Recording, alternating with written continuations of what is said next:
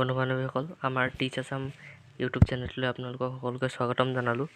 যিহেতু 15 জুলাইৰ আগত APDCLৰ ৱেবছাইটত গৈ ফোন নম্বৰ আৰু আধাৰ কাৰ্ড নম্বৰসমূহ আপডেট কৰিব লাগে। কেনেকৈ কৰিব সেয়া শিকাম। চিম্পলি মোবাইলত গুগল অ'পেন কৰি ল'ব। অ'পেন কৰি গুগলত APDCL বুলি চাৰ্চ কৰি দিব।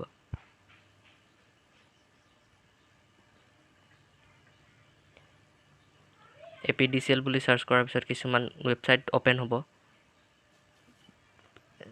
যোনটো প্ৰথম গুগলত চাৰ্চ কৰি দিয়াৰ পিছত বিভিন্ন ধৰণৰ লিখা আছে, ভিউ বিল, পে ইয়ৰ ইলেক্ট্ৰিচিটি বিল, সেইবোৰ ক্লিক নকৰি মোবাইল নাম্বাৰ আপডেটটোত ক্লিক কৰিব।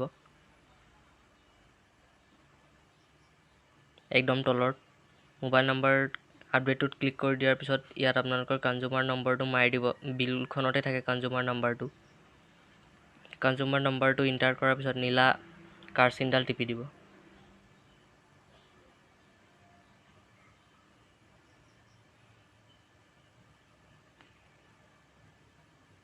নীলা কাৰ চিনডাল টিপি দিয়াৰ পিছত আপোনালোকৰ ডিটেইলছসমূহ আহি যাব।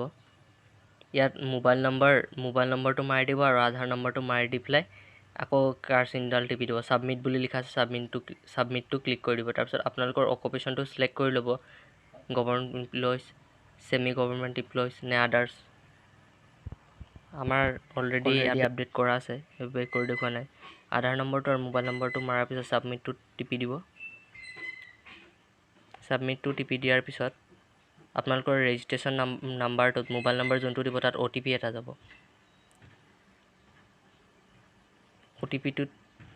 OTPটো অহাৰ পিছত OTPটো ইণ্টাৰ কৰি দিয়াৰ পিছত ভেৰিফাই বুলি